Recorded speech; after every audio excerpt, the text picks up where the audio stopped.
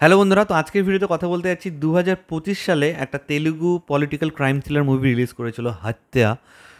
তোমরা হয়তো অনেকে দেখেছো, বা যারা দেখোনি তারা প্লিজ একবার দেখো। যারা পলিটিক্যাল থ্রিলার বা মার্ডার মিস্ট্রিও দেখতে ভালোবাসো তারাও এটা দেখতে পারো।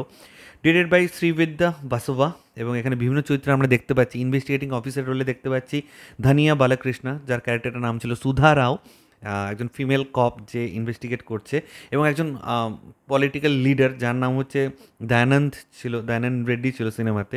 রবি ভার্মা উনি এই ক্যারেক্টারটা প্লে করেছেন। এছাড়া সাপোর্টিং রোলে পূজা রামচন্দ্রা, শ্রীকান্ত, শিবাজি, ভারত রেড্ডি সহ আরও অনেকে রয়েছে।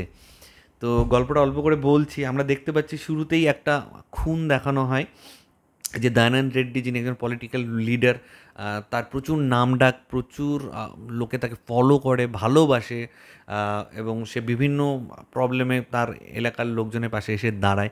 সে হঠাৎ করে খুন হয়ে যায়। তার কিন্তু কোনো সোকল সেরকম শত্রুও নেই যে তারা খুন করতে পারে।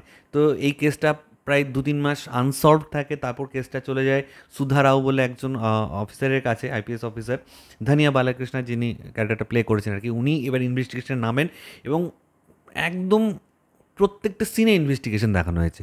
এর থেকে বেশি আর কী বলবো।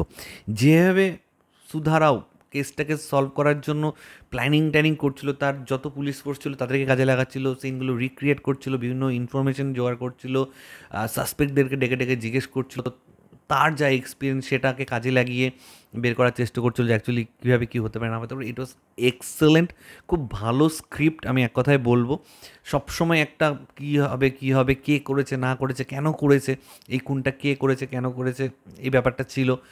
এটা কি সত্যি কোনো পলিটিক্যাল মার্ডার, নাকি কোনো ফ্যামিলির অ্যাঙ্গেল রয়েছে, নাকি বিষয় সম্পত্তির ব্যাপার রয়েছে, নাকি তার পার্সোনাল লাইফ। কারণ তার পার্সোনাল লাইফে একটা অন্য একটা ব্যাপার আছে, সেটা আর বলছি না, বললে ডিসক্লোজ করা হয়ে যাবে, সেইটা রয়েছে। তো বিভিন্ন অ্যাঙ্গেল এখানে অ্যাড অন করা হয়েছে, যে এবং অনেকগুলো সাসপেক্ট বসানো হয়েছে। তো ফাইনালি আমরা অন্য রকমভাবে আমাদেরকে দেখানো হয় যে অ্যাকচুয়ালি খুনটা কে করেছিল। মানে বলতে পারো যে আনসলভডই রয়ে যায় কেসটা, কিন্তু আমাদেরকে দেখিয়ে দেওয়া হয় যে কে খুনটা করেছিল, কীভাবে করেছিল।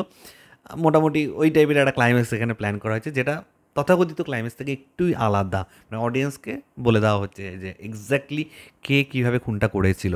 তো এটা খুব ভালো লাগলো এই প্যাটার্নটা। এবং ওভারঅল বলতে পারো বেশ ভালো কিছু ডায়লগস রয়েছে। আমি হিন্দিটা ভার্সনেই দেখেছি, তো ডায়লগগুলো খুব ভালো ছিল, সিনেমাটোগ্রাফি খুব ভালো ছিল, camera work, background score, specially পারফরমেন্সের কথা তো সুধারাও জাস্ট ফাটিয়ে দিয়েছে।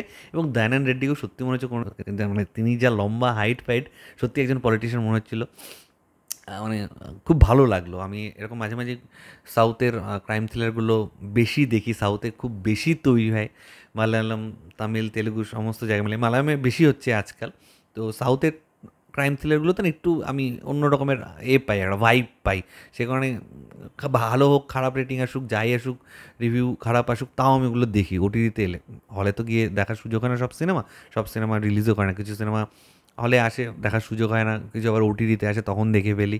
কিছু তো রিলিজই করে না এখানে, এরকম আর কি, ওটিটির জন্য অপেক্ষা করতে হয়। কিন্তু আমি চেষ্টা করি। তো হাত্তাটাও আমার মনে হয় একটু আন্ডার রেটেডই সিনেমা। অনেকে হয়তো নামটা শোনেনি বা দেখেনি, বা পোস্টারটা হয়তো এক ঝলক সোশ্যাল মিডিয়াতে এদিক ওদিক ঘুরতে দেখেছে। প্লিজ গো অ্যান্ড ওয়াচ, একবার দেখো, ভালো লাগবে। তো এটাই তোমাদের সাথে শেয়ার করা হচ্ছিল। তোমাদের কার কি মতামত প্লিজ নিচে কমেন্ট করে জানাও, এবং আমার ভিডিওটা ভালো লেগে থাকলে লাইক বাটন শেয়ার করতে একদম ভুলবে না।